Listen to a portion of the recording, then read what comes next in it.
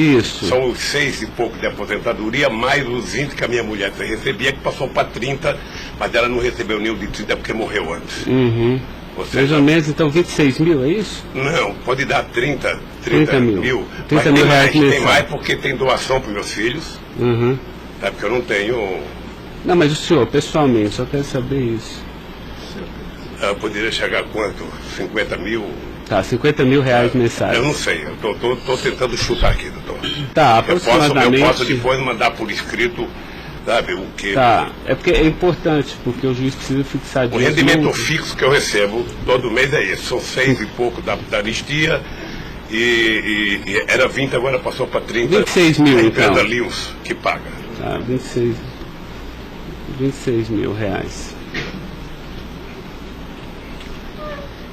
Depois o advogado manda para o senhor aí Tá. o total do rendimento das doações. Tá bom. Estado civil viúvo, tá? 4, nenhum menor de idade. Tá. Grau de instrução do senhor. Grau de instrução. Um curso primário e um curso técnico. Tá. Curso primário e curso técnico.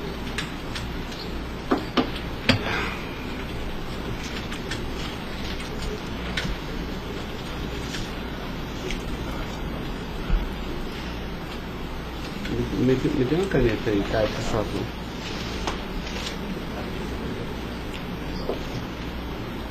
Pode gravar, Caio. Senhor Luiz Inácio, eu vou pedir então ao senhor para responder agora as perguntas no microfone, porque a partir desse momento a audiência vai ser gravada, tá?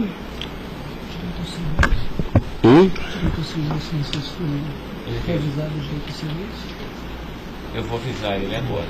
Vou falar da acusação e vou avisar. Tá? Tá pronto, Caio? Tá. Senhor Luiz Inácio, esse momento é o momento do seu interrogatório, tá? A lei lhe garante o benefício de ficar em silêncio em todas as perguntas que eu lhe fizer, as perguntas feitas pelo membro do Ministério Público, pela defesa dos denunciados, inclusive até pela sua própria defesa, tá? Existem 2 denúncias aqui nessa ação penal, envolvendo Delcídio do Amaral Gomes, André Santos Esteves, Edson de Siqueira Ribeiro Filho, Diogo Ferreira Rodrigues, Luiz Inácio Lula da Silva, senhor, José Carlos Costa Bunlai e Maurício Barros Bunlai, tá? E em síntese, a denúncia fala da existência de uma organização criminosa, tá? Pelo menos do dia 1º de fevereiro de 2015 até 20 de novembro de 2015.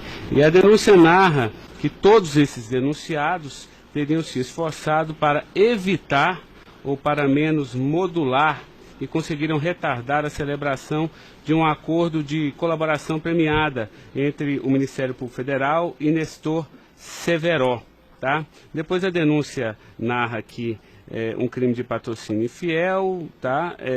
Cometido pelos denunciados também, e de exploração de prestígio, tá? Bom, o senhor tem conhecimento desses fatos, tá? Né? Eu lhe pergunto, esses fatos que são descritos na denúncia são verdadeiros, falsos? Eu queria que o senhor fizesse uma explanação cronológica do que aconteceu e envolvendo a sua pessoa. Bom, os dados são falsos. Eu queria aproveitar a oportunidade, doutor Ricardo, para dizer ao senhor que eu faço política desde os 23 anos de idade. Comecei em 1968 pelo movimento sindical. Depois fizemos as greves mais importantes desse país, depois do regime militar. Depois resolvemos que o sindicato já era muito limitado para a luta democrática desse país, resolvemos criar um partido político. Participei da criação do mais importante partido político de esquerda da América Latina, partido que fez a maior política de inclusão social na história desse país, partido que fez a maior política de combate à corrupção na história desse país. Se nós analisarmos o que aconteceu de 2003 até dezembro de 2014, a gente vai perceber que o Ministério Público, a Polícia Federal, a Controladoria Geral da República nunca tiveram, e a Controladoria nunca tiveram tanto apoio e tantas mudanças legislativas para melhorar a eficácia do combate à corrupção como nós fizemos. E há mais ou menos 3 anos, doutor, eu tenho sido vítima de eu diria quase que de um massacre. Ou seja, eu acho que todos aqui têm dimensão do que é um cidadão que foi presidente da República, que foi considerado o mais importante presidente da história desse país, que saiu com 87% de aprovação de bom e ódio, que fez com que o Brasil fosse respeitado no mundo inteiro e virasse protagonista internacional. De repente é pego de surpresa por manchete de jornais, por notícias na televisão, todo dia, todo santo dia, no café da manhã, no almoço e na janta, alguém insinuando, tal empresário vai prestar uma delação e vai acusar o Lula. Tal deputado vai prestar uma delação e vai acusar o Lula. Agora vão prender fulano, agora vão pegar o Lula. Agora vão pegar fulano e vai prender o Lula. Prenderam o Odebrecht, vai delatar o Lula. Prenderam o AOS, vai delatar o Lula. Prenderam o Bunlai, vai delatar o Lula. Prenderam o Delcídio, vai delatar o Lula. Prenderam o Papa, vai delatar o Lula. Eu esperando pacientemente. Por isso eu estou muito, muito orgulhoso e prazeroso de estar aqui para poder, na frente de um juiz imparcial, contar a versão deste fato. Primeiro, me ofende profundamente a insinuação de que o PT é uma organização criminosa. Me ofende profundamente, porque é o mais importante partido criado nesse país, criado pelos trabalhadores, dirigido pelos trabalhadores, e que fez nesse país o que ninguém nunca fez. E combater a corrupção não é virtude, é uma obrigação moral e ética. E isso eu aprendi com uma mulher que nasceu e morreu analfabeta. Segundo, esse partido conseguiu fazer com que as instituições fossem fortalecidas. O Ministério Público tinha um apelido de engavetador. No meu governo, pela minha vocação sindical, eu fazia questão de fortalecer a corporação e indicar o representado pela instituição. A Polícia Federal, quantos processos eram engavetados, quantas pastas sumiram nesse país. No meu governo, a Polícia Federal tinha que fiscalizar, tinha que investigar, teve dinheiro para investimento em inteligência e os delegados sabem como é que eles foram valorizados. E eu dizia, só tem um jeito de ninguém ser pego nesse país, é ser honesto, é não fazer nada errado. Pois bem, a Controladoria Geral da República não existia. Era uma peça de ficção quando eu cheguei no governo. Eu coloquei primeiro o ministro Valdir Pires, ex-governador da Bahia, depois eu coloquei um juiz, o nosso amigo Jorge Arge, que quem conhece sabe que não brinca em serviço. E ele sabe que a ordem que ele recebeu é o seguinte, olha, tem que controlar e tem que fazer com que as pessoas saibam que honestidade não é mérito, é obrigação. Pois bem, e agora eu estou nessa... Só sabe o que é levantar todo dia, sabe, achando que a imprensa está na porta de casa porque eu vou ser preso? Ah, porque não sei quem delatou Lula vai ser preso, porque não sei quem delatou Lula vai ser preso. E eu tenho dito, eu duvido, antes, durante e depois, os que estão presos e os que vão ser presos, que tenha um empresário ou um político que tenha coragem de dizer que um dia me deu R$10, ou que tenha coragem de dizer que um dia o Lula pediu 5 centavos para ele. Eu não faço isso porque sou melhor do que os outros, não. Eu faço isso porque quem chegou à presidência da República como eu cheguei, depois de perder 3 eleições, não tinha o direito de errar. Fiquei 8 anos no meu mandato, doutor, 8 anos, sem ir num jantar, sem ir num aniversário, sem ir num casamento, exatamente para não dar pretexto de aparecer aqueles que vão tomar uma champanhe e vêm pedir um favor. E vem tirar fotografia com o celular para depois explorar essa fotografia. Eu fico orgulhoso de estar prestando depoimento e chateado por uma ilação feita nesse processo contra mim pelo senador Delcídio. Portanto, eu queria lhe dizer que eu estou aqui para responder toda e qualquer pergunta. Se tem um brasileiro nesse momento que quer a verdade e deseja a verdade nesse país, sou eu. Portanto, estou à inteira disposição para responder tudo e a todos do jeito que vocês perguntarem. Tá, adentrando então na peça acusatória, senhor Luiz Inácio, A denúncia narra aqui 7 fatos. Diz aqui que no dia 8/4/2015, o senhor reuniu-se com o Delcídio Amaral no Instituto Lula, em São Paulo, e o senhor teria exortado a Delcídio a adoção de medidas para a compra do silêncio de Nestor Severo, de forma a que o Nestor, não celebrasse o acordo de colaboração premiada com o Ministério Público Federal. Vamos por fatos, que eu acho que fica mais fácil, a gente faz o encadeamento temporal aqui da denúncia. Esse fato existiu, Delcídio foi lá, pediu para o senhor, o senhor teria pedido a ele para que ele intervisse e pudesse pelo menos ocultar fatos que pudesse relacionar o senhor José Carlos Bunlai, e ele diz mais, diz até que o senhor também teria pedido a ele, porque o senhor também teria envolvimento aqui com negócios escusos na Petrobras. Doutor, só tem um brasileiro que poderia ter medo de um depoimento do Severo, pela relação que tinha com ele, que é o Delcídio. Eu não tinha relação com o Severo. Portanto, eu não tive nenhuma preocupação com o depoimento de nenhum empresário, de nenhum diretor da Petrobras, porque não tem essa relação com eles. Portanto, o Delcídio contou uma inverdade nesse processo. Essa reunião existiu? Deve ter tido muitas reuniões com o Delcídio. Ele era senador da República, era líder do governo, nós conversamos muitas vezes em São Paulo e em Brasília. E com outros deputados.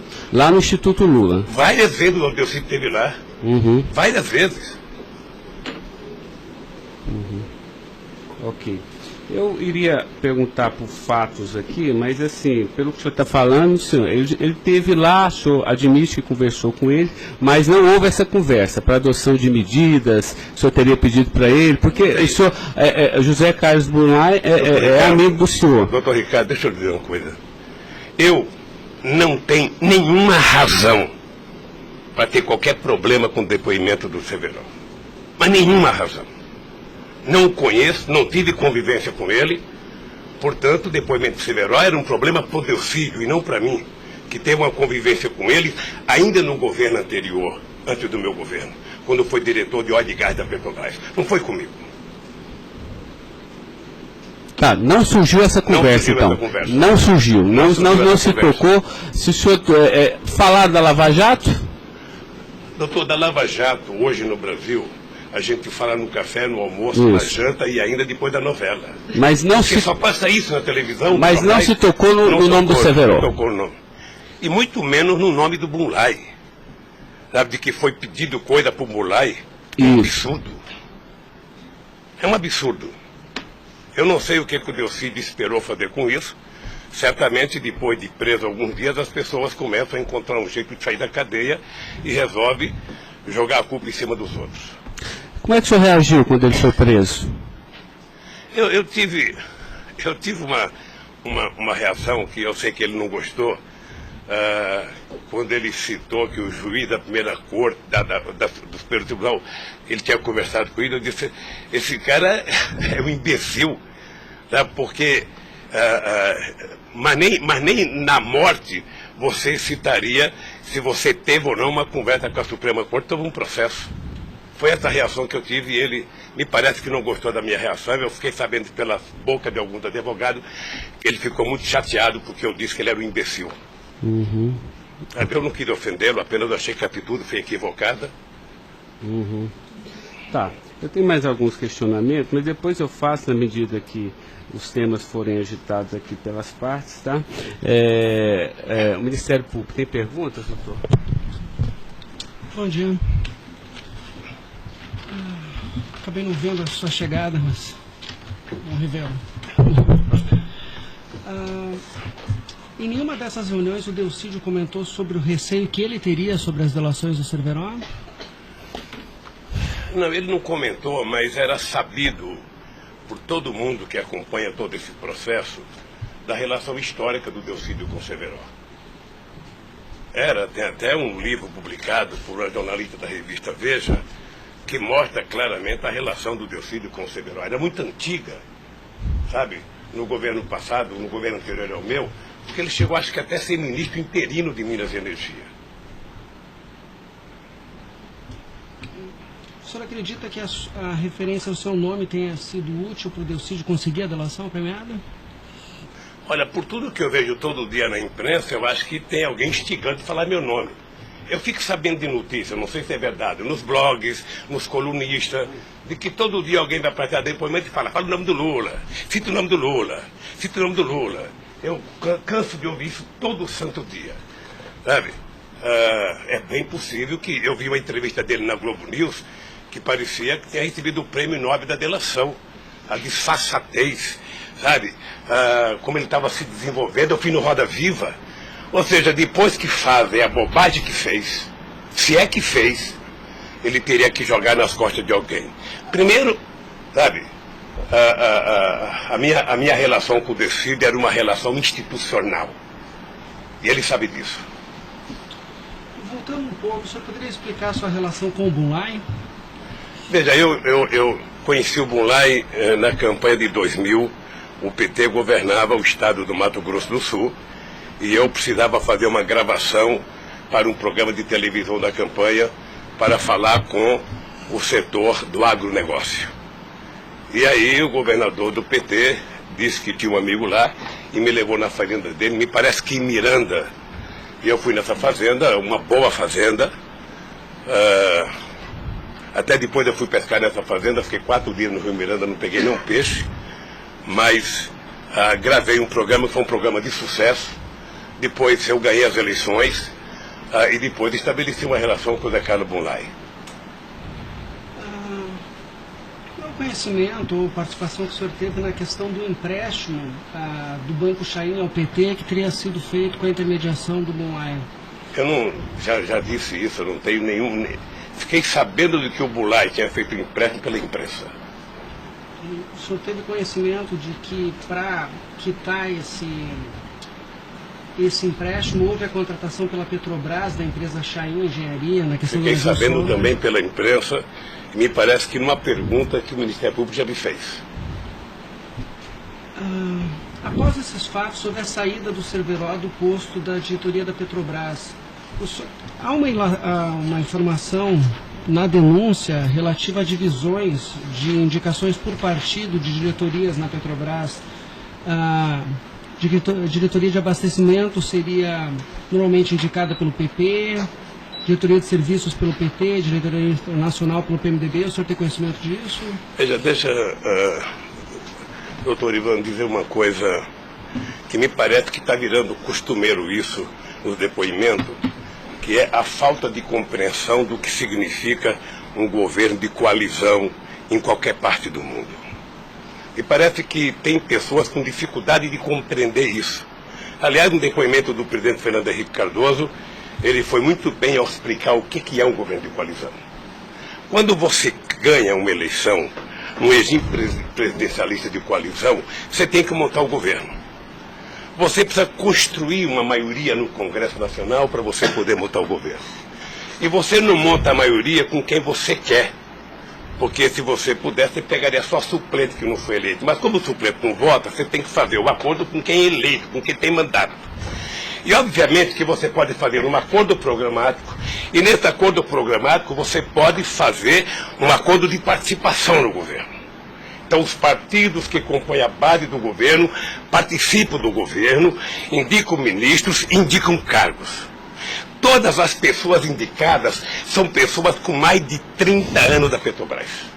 Eu já disse no depoimento, sabe, que vocês vão ter que ouvir muita gente, o Conselho Fiscal da Petrobras, o Conselho de Administração da Petrobras, sabe, para saber se havia denúncia de corrupção, porque quando nós indicamos as pessoas e quando os partidos indicam, ou seja, se aparecer alguma denúncia de corrupção e aparecer no GSI, essa pessoa não é indicada. Porque qual é o critério?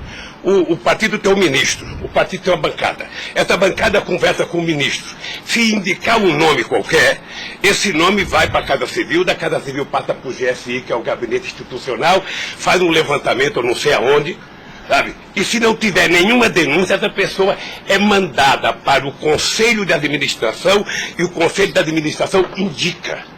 Não é o presidente da República que indica, é o Conselho de Administração. É assim que funciona em qualquer lugar do mundo. Mas, presidente, mas só uma questão relativa a isso. Existe um vídeo no YouTube em que o senhor está inaugurando uma plataforma que o senhor realmente fala que no seu governo a Petrobras se tornou mais transparente e que o senhor participava mais das decisões da Petrobras. É de uma plataforma em Angra dos Reis, isso foi em 2010. Então, deixa, doutor. Aí eu estou lhe perguntando para o senhor explicar. O senhor se lembra desse discurso? Eu sei que é muita coisa, mas eu estou até com um vídeo aqui e eu queria lhe perguntar isso. Senão a gente pode até passar. É que a imprensa dizia que eu vivia fazendo assembleia. Eu fui o presidente que certamente mais visitei a Petrobras. Eu fui o presidente que decidi no governo com a Petrobras de que era importante que a gente recuperasse o poder de construção de plataforma da Petrobras para a gente não importar da Coreia ou da China, que era preciso criar uma indústria petrolífera forte no Brasil. Por isso é que nós aprovamos a Lei de Conteúdo Nacional. 65% de tudo que fosse construído de plataforma ozona teria que ser feita no Brasil, para a gente ter uma política industrial, para a gente definir uma política de engenharia, de ciência e tecnologia, porque o Brasil é um país grande, o Brasil não pode ser um serviçal, o país não é uma republiqueta. Este país poderia produzir e atender toda a América Latina e atender toda a África que margeia o rio chamado Atlântico. Lamentavelmente. Não, mas a pergunta é o seguinte, é porque o senhor falou que realmente no seu governo, se participava, o senhor participava mais das decisões. Eu não participava, deixa eu mais falar. as decisões.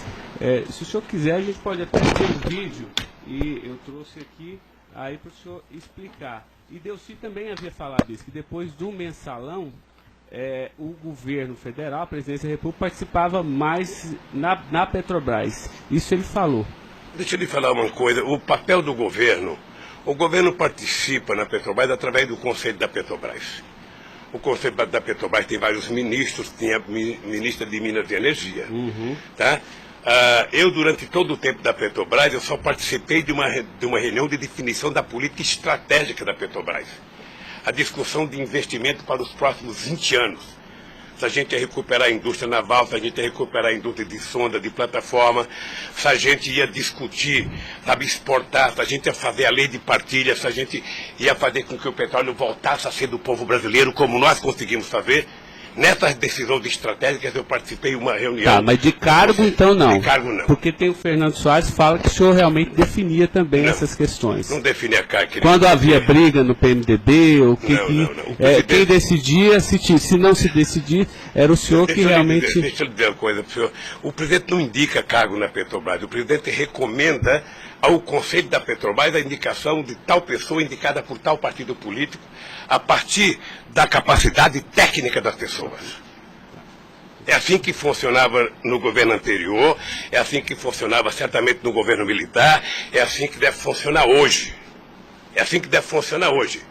Porque a Petrobras é uma empresa de engenharia muito poderosa e você não pode ficar colocando gente que não tem expertise para fazer determinadas coisas. Tá. Mas a expressão foi essa aqui, eu anotei. A gente sabe o que acontece lá dentro. O que o senhor quer rever o discurso? Eu não precisa rever, não. Tá. Assim, porque isso me chamou a atenção. A gente sabe, quer dizer, antigamente era uma caixa preta, foi esse o contexto. E agora a gente sabe o que acontece lá dentro. Quais foram os mecanismos que o senhor tomou, então, para que a Petrobras realmente ficasse mais transparente? A fazer com que o Conselho acompanhasse mais as decisões. Porque como a Petrobras é muito grande, entre uma decisão do Conselho da Petrobras, uma aprovação da diretoria e os acontecimentos nas engenharias da Petrobras, são milhares de pessoas que participam daquilo. É por isso que um dia um presidente chegou a falar que ele é uma caixa preta que ninguém sabe. Então vamos tentar saber, sabe? Fazendo com que as coisas funcionem mais democraticamente. Por exemplo, quando nós descobrimos o pré-sal, nós tivemos uma decisão estratégica do que fazer com o petróleo. O petróleo não é das empresas estrangeiras que vêm aqui comprar gás e óleo, não. O petróleo é nosso. Então eles vão ter que pagar para o governo. É por isso que nós aprovamos 75% do ROT para a educação. É por isso que nós aprovamos a partilha, que é o que incomodou muita gente no mundo, o que incomodou as grandes petroleiras. É esse país que tinha complexo de vira-lata, virar dono do seu nariz. Okay. Eu sei que isso incomodou muita gente. Incomodou muita gente no mundo inteiro. Sabe, e agora estão tentando desmontar. Porque um país que não se respeita, um país que não tem soberania, um país que não tem empresas de porte extraordinário como a Petrobras e vende tudo, sabe, sinceramente, não é um país. Ok. Doutor Ivan, só porque o senhor tocou no tema, eu quis aproveitar, tá? Mas pode continuar, pode continuar. A pergunta é relativa à diretoria internacional, que ela foi ocupada pelo Cerveró e depois pelo Zelada. Ambos foram indicações do PMDB ou o Cerveró foi indicação do PT e o Zelada... Não, eu já tive a oportunidade de dizer isso. Isso foi indicação do PMDB. Ambos? Não sei se de todo o PMDB ou da bancada do PMDB de Minas Gerais, que foi indicado o Zelada para diretor internacional da Petrobras. O critério é o mesmo, o Zelada foi indicado, passa na Casa Civil, passa no GSI e é mandado ao Conselho da Petrobras, que decide. Não, perfeito. Mas e o Cerveró, ele tinha sido indicado anteriormente pelo PT ou pelo PMDB? Pelo PMDB Pelo também. PMDB. Eu acho, eu falo quase com certeza absoluta pelo PMDB. É o que diz a... Eu falo quase que com certeza absoluta. A pergunta é o seguinte, com a troca pelo Zelada, a saída do Cerveró desse posto de diretoria, ele acabou sendo indicado para a BR Distribuidora.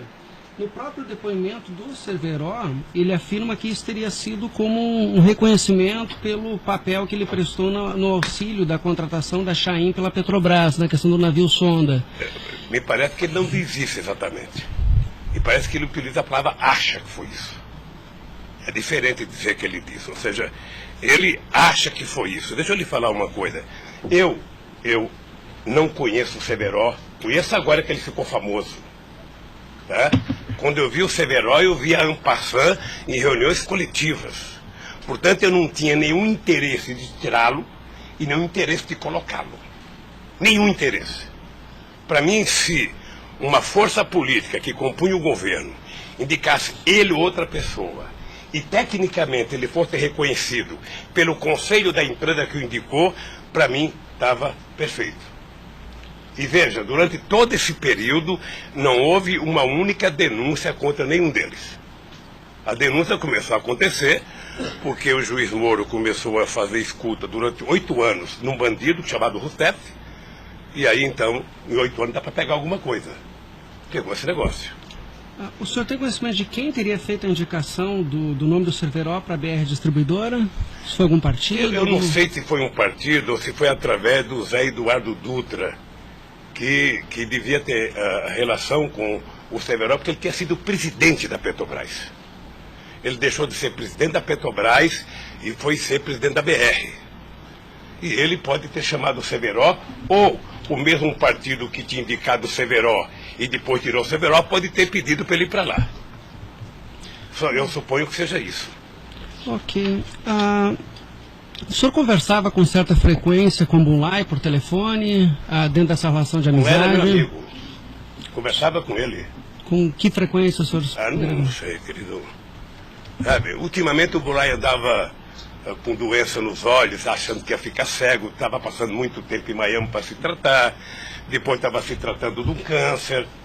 Sabe, eu sei que ele não andava bem nos últimos tempos, com problema de doença. Porque a denúncia cita algumas ligações de um telefone que pertenceria ao Instituto Lula. O senhor utilizava esse telefone do Instituto Lula para conversar com o Bulay também, ou normalmente só o mas seu qual celular? É o crime do Bulay ligar para mim? Não, eu estou tentando esclarecer os fatos, presidente. Ligado, eu conversava com o Bulay, tinha um profundo respeito pelo Bulay, um profundo respeito. O Bulay sabe perfeitamente bem que a relação que ele tinha comigo não permitia que discutisse qualquer negócio, porque eu não levo para casa ninguém para discutir negócio. O negócio eu discutia no palácio. Mas o senhor sabe se ele utilizava o nome do senhor? Porque o Salim Chaim e o Fernando Chaim confirmam que José Carlos Mulay disse que Luiz Inácio Lula da Silva interveio na contratação da Chaim pela Petrobras. Está descrito na peça do Ministério Público. Doutor, se o senhor soubesse quanta gente usa o meu nome em vão, de vez em quando eu fico pensando para as pessoas lerem a Bíblia, para não usar tanto meu nome. Não. Tem gente que faz campanha financeira em meu nome, tem gente que é candidato em meu nome, tem gente que faz panfleto dizendo que eu estou apoiando, tem gente que coloca a fotografia minha dizendo que eu estou apoiando ele, sabe? Não tem como fazer isso. Se alguém falou, sabe? Se alguém falou, somente o Zé Carlos Bunlai pode provar isso, ou o Chaí na frente dele.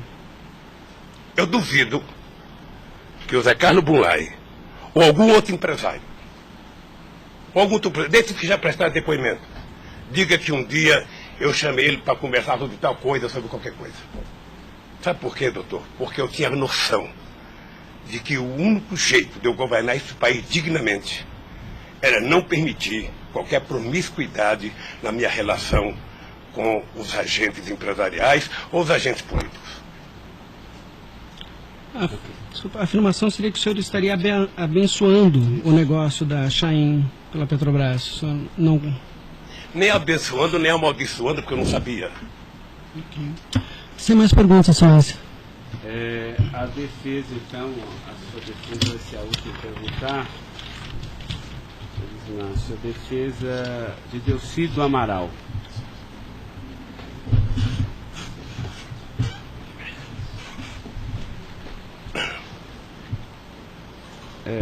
Doutor, alguém vai ter que sair para ele perguntar, tá? Da mesa para que...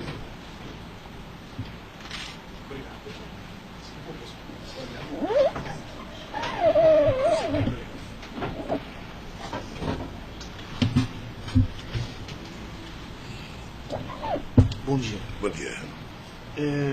O senhor já mencionou que, de sua parte, não haveria nenhum receio na delação de Nestor Cerveró. A indagação que eu faço é se, da parte de Bunlai, seu amigo, se ele lhe confidenciou algum receio da delação do Cerveró. Nunca. Nunca. Nunca.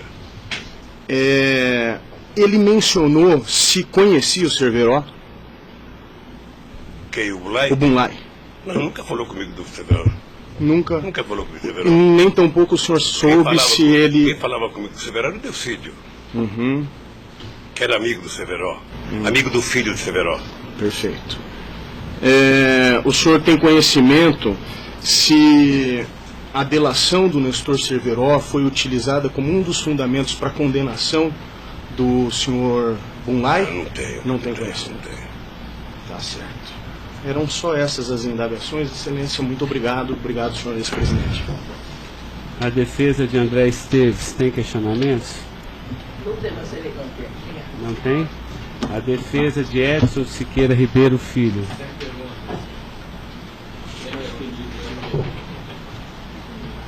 A defesa de Diogo Ferreira Rodrigues. A defesa de José Carlos Bunlai. Tem algumas perguntas. Pode fazer. Bom dia, presidente. Presidente, o senhor disse que a sua relação com o senador Delcídio era institucional. Mas o senhor sabe qual era a relação do senador Delcídio com o José Carlos Bunlai? Eles tinham alguma amizade? Eles tinham alguma proximidade? Veja, a impressão que eu tenho era que era muito pequena a relação dos dois. E parece que o José Carlos Bunlai não tinha muita relação com o Delcídio. E com a sua mulher, dona Marisa, qual era a relação do José Carlos Bunlai? Eles tinham amizade? A mesma que comigo. O aniversário da sua ex-mulher? Quando ela fazia aniversário? Ele ia no aniversário da minha mulher. Mas o dia do aniversário dela? Dia 7 de abril. O senhor sabe se ele fez alguma ligação para ela no aniversário dela? A ligação do dia 7, eu já fiquei sabendo da ligação do dia 7. Bem. É o mínimo que eu esperava dele, é que ele ligasse para ela para dar os parabéns. É só isso, obrigada. Tem alguma pergunta? Tá. A defesa de Maurício Bunlai. Sem questionamentos. A defesa de Luiz Inácio Lula da Silva. Sem perguntas, excelência. Tá, só mais uma questão, senhor Luiz Inácio. A denúncia sempre fala do Instituto Lula. Eu queria que o senhor falasse um pouquinho a finalidade do Instituto Lula. Eu tirei pelo site a missão, me parece que o senhor desenvolve projetos na África também, né, com finalidade de erradicação da extrema pobreza, da fome, acesso à educação, promoção da igualdade, mas também é um local que o senhor também chama as pessoas para discutir política. Delcídio falou que o senhor o convidou para ir lá quando ele era líder do governo. Explique para mim o Instituto Doutor Lula. Ricardo, eu não sei se você sabe, a Receita Federal fez uma devassa no Instituto para saber se ele está cumprindo com a sua obrigação institucional. Veja, eu quando deixei a presidência da República, eu falo isso apenas com o objetivo de explicar. Muita gente pode achar que eu sou arrogante, eu sou petulante. O doutor Ivan, no primeiro depoimento, eu disse isso para ele. Mas ou seja, isso é crime, viu? quando eu deixei a presidência da República, por conta do povo brasileiro, eu tinha sido presidente, quase que o presidente mais importante do mundo nos 10 primeiros anos do século XXI. Esse país virou protagonista internacional. Esse país passou a participar do G8, coisa que nunca participava. Esse país ajudou a construir o G20. Esse país participava do BRICS com muita importância. Esse país participava do IBAS entre Brasil, África do Sul e Índia. Esse Brasil criou a Unasul, criou a CELAC, onde pela primeira vez a gente fazia uma reunião da América Latina sem participação dos Estados americanos. Esse país não deixou a ALCA entrar aqui. Esse país construiu o Conselho Nacional de Defesa para se contrapor à 4ª Frota Americana, depois que nós conseguimos o pré-sal, que eles reinauguraram a 4ª Frota. Nós criamos o Conselho de Defesa. Então, nós fizemos a maior política de inclusão social da história desse país. 36 milhões de pessoas saíram da extrema pobreza e 40 milhões ascenderam à classe média. Isso é uma Argentina, isso é uma Colômbia. A bancarização do povo pobre foi com 70 milhões de pessoas entraram no sistema financeiro. É uma Colômbia e uma Argentina junto. Tudo isso em 12 anos. Olha, eu saí da presidência e eu queria fazer com que a América Latina e a África adotassem as políticas públicas que nós adotamos no Brasil. O programa Luz para Todos. O programa PA, que era a compra de alimento para o pequeno produtor. O Minha Casa Minha Vida. O Bolsa Família. O aumento do salário mínimo. Durante 12 anos, todos os funcionários públicos tiveram aumento nesse país. Houve reajuste de carreira, houve aumento do salário mínimo. Aumentamos as exportações, aumentamos o mercado interno. Uma demonstração de que o pobre não era problema. O pobre era a solução. Eu gostava de ir para a África para dizer para os presidentes. Uma vez até fiquei com medo de Angola. Porque eu, depois da minha palestra, eu me dei conta da quantidade de general que tinha lá dentro. E eu falei o seguinte, é preciso diminuir o dinheiro das Forças Armadas e colocar dinheiro para os pobres. Porque o pobre não entra no orçamento. O poder judiciário entra, porque tem poder de pressão. Os sindicatos organizados entram. Sabe? Todo mundo entra, o pobre não entra. O pobre está lá desgraçado, abandonado, ninguém olha por ele. Agora, coloque ele no orçamento. Deixa ele começar a ir no shopping. Deixa ele começar a comprar carne, comprar iogurte, comprar meia, comprar sapato. Nesse país ficava incomodado porque pobre comprava dentadura com o dinheiro que a gente dava do Bolsa Família. E eu queria ensinar isso. Eu queria ensinar as pessoas a compreenderem que o pobre no Brasil e no mundo seria a solução se a gente desse a ele o mínimo necessário. Foi por isso que eu não quis criar uma ONG. Criei um instituto para poder viajar o mundo tentando mostrar o exemplo do que esse país fez em tão pouco tempo. Mas o que Delcídio, porque ele disse aqui que algumas vezes o senhor chamou ele lá. Em que ele se encaixa aí? É que eu não sabia, doutor. Porque sabia, assim, realmente eu entendi, a política está de acordo com o estatuto aqui do Instituto Lula, mas assim, por que o senhor chamou ele lá? Ele falou assim, muitas vezes o presidente Lula, e de vez em quando eu ia com cortesia também. Deixa eu lhe falar, ele foi muitas vezes conversar comigo, ele era líder do governo, como outros senadores foram conversar comigo. Cada vez que o Delcídio ia no hospital sírio-libanês fazer um check-up ou uma consulta, ele falava, presidente, eu estou aqui no Sírio, eu posso passar aí? Passo, meu filho. Mas o senhor não tratava dessas questões do Instituto? Discutia desde Flamengo a Vasco da Gama, Corinthians, Palmeiras, porque quando duas pessoas se encontram, conversa-se tudo. Sim. Mas não era política institucional do Instituto, isso que eu estou perguntando. Não era política institucional do Instituto, é que eu talvez tenha cometido erro, sabe, que eu deveria ter alugado uma sede do lado. E quando eu discuti esse instituto, ficava numa cadeira, quando eu discutia outra coisa, mudava para outra cadeira. Eu achei desnecessário. Eu achei que a civilização não exigiria essa burocracia toda, porque isso é uma coisa de burocracia. Eu sou o mesmo ser humano, eu sou presidente de honra do PP, eu sou ex-presidente da República, eu era presidente de honra do Instituto. Eu não decidi as coisas pelo Instituto. O Instituto é uma diretoria. Eu apenas estava lá, eu era a figurinha carimbada do Instituto. Era para ele fazer merchandising. Aqui o Lula. Vai conversar com o Bill Clinton, fala com o Lula. Vai conversar com o Tony Blair, fala com o Lula. Vai conversar com o Chirac, fala com o Lula. Vai conversar com o Angela Merkel, fala com o Lula. Sabe, eu tive o prazer, doutor Cláudio, de ser o ex-presidente da República, que em todas as viagens do mundo que eu fiz, depois de deixar a presidência, era recebido pelos presidentes. Esse era o status quo do Brasil. Hoje nós estamos numa situação em que o presidente não tem coragem na Bolívia. Então o país, que era um motivo de orgulho, virou um motivo da tristeza. Pela pequenez que esse país tomou dimensão nos últimos anos. Não, eu não estou emitindo nenhum juízo de valor, mas assim, o que eu quero saber é assim, o senhor também chamava pessoas como líder do Delcídio para conversar sobre outros assuntos. Chamava dirigente sindical, chamava gente do LGBT, chamava negro, chamava índio, chamava todo mundo. Isso. Ali, eu vou dizer uma coisa, sabe qual é o apelido do Instituto? Sabe? Não sei, nunca fui. Posto Ipiranga. Lamentavelmente é assim. Mas não é por causa do Instituto, é por causa do personagem. Sabe? Então todo mundo fala, tem problema em tal lugar, Posto Ipiranga. Tem problema em tal lugar, Posto Ipiranga. E sabe que eu tenho orgulho disso.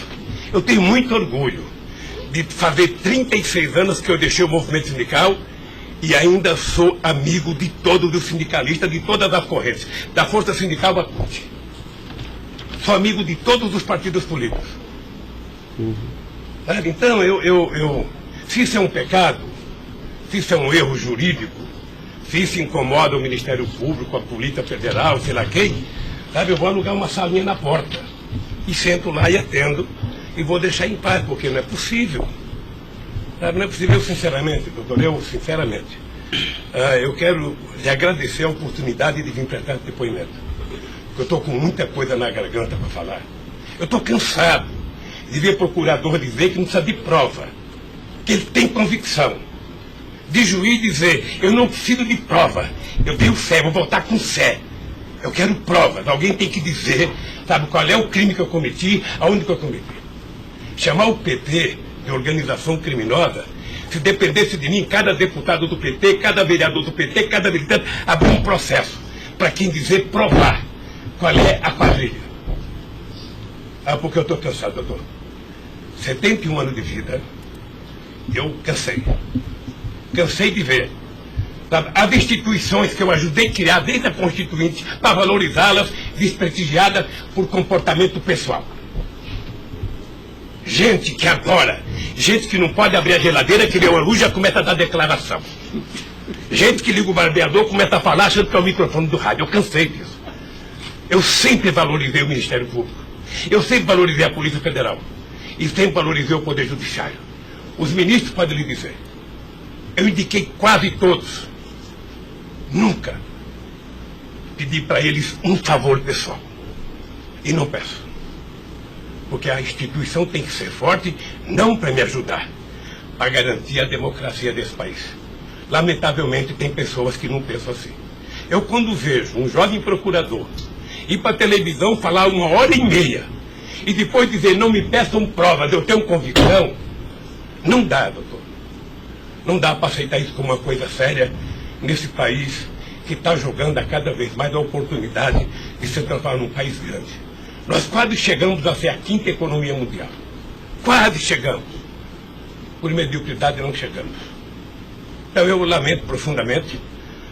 Eu gostaria que meu depoimento fosse tudo numa semana só. Para mim poder desvendar os mistérios todos. E acabar com essa hipocrisia. Fulano vai prestar depoimento, fulano vai delatar, fulano vai não ter das contas, fulano, e o Lula vai ser citado. Quem sabe está na hora de chamar o dono da Globo, da Record, da Bandeirantes para prestar depoimento para ver se eles me delatam.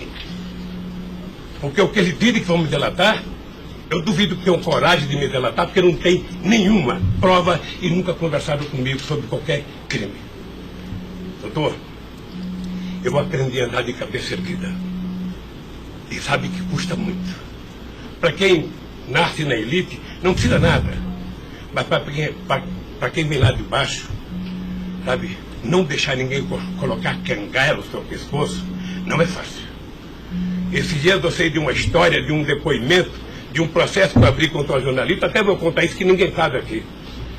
E eu acusei uma jornalista que falou em qualquer país democrático do mundo, ela seria presa, porque ela falou de um presidente da República. E ela foi prestar julgamento. E a advogada, acho que a nossa advogada, me chamou de doutor. Aí o juiz começou a rir. Ah, mas ele não é doutor? Ele não é doutor? Como é que você chama ele de doutor? Não, estou chamando ele de doutor porque ele tem vários diplomas de doutor honoris causa. O juiz deu uma gargalhada e pouco tempo depois inocentou a jornalista. Eu vou recorrer até a Suprema Corte. Aos 71 anos eu não sei quanto tempo de vida que eu tenho, mas eu tenho fé em Deus de ver essa jornalista ser educada. Porque em nome da liberdade de imprensa, ninguém pode avacalhar a vida dos outros. Ninguém pode.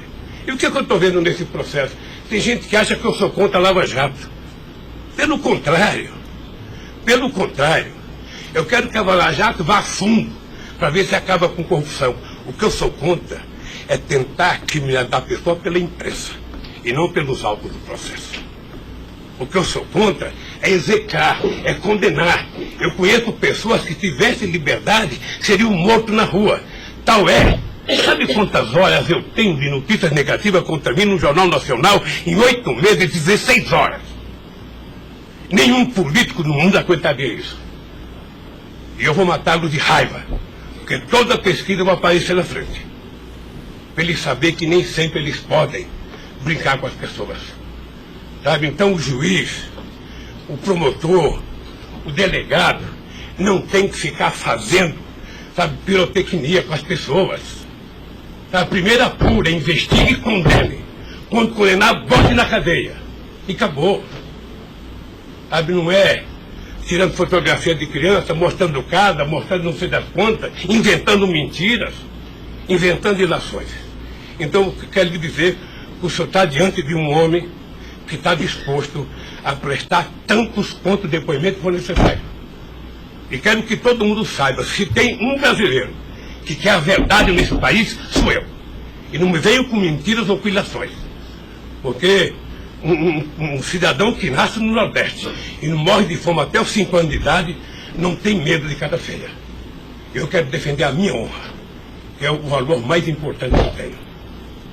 Então eu quero lhe agradecer esse depoimento e a liberdade de poder dizer essas coisas que eu até agora não tinha falado, mas eu cansei, eu vou falar. Doutor Luiz Inácio, o momento é do senhor, tá? A sua defesa, o senhor tem todo o direito de falar. Só mais uma questão para a gente encerrar, acho que ninguém tem mais questionamentos. O presidente do Instituto Lula, na época, em 2015, era o doutor Paulo Camoto. Ele não participava de nenhuma reunião, assim, com o senhor, às vezes, ou participava, ou era bem informal, como o senhor disse? Eu sou um pouco relaxado, sabe? Porque Delcídio disse aqui que as reuniões eram somente ele e o senhor, que as coisas era só... Não ficava ninguém na sala. É isso? O senhor confirma isso? Eu tenho pelo Delcídio, eu não vou levar muito a sério o que ele disse. Tá? Mas deixa eu falar, eu aqui, quando eu era presidente da República, eu brigava com a minha assessoria que achava que eu tinha que ter uma liturgia. A liturgia é importante, presidente. Você não pode andar no corredor abraçando as pessoas. A porta não pode ficar aberta, sabe? Então, no Instituto, sabe, tem hora que a conversa é pessoal, tem hora que entra 10 pessoas, 5 pessoas, 6 pessoas, 4 pessoas. Mas de total transparência, é isso que o senhor quer falar? Quando uma conversa sigilosa, eu faço uma conversa sigilosa, sabe? Ok. Tá bom. Agradeço a presença do senhor para esclarecer os fatos, tá? Ninguém tem mais questionamentos, então está encerrado a audiência. Na fase do 400.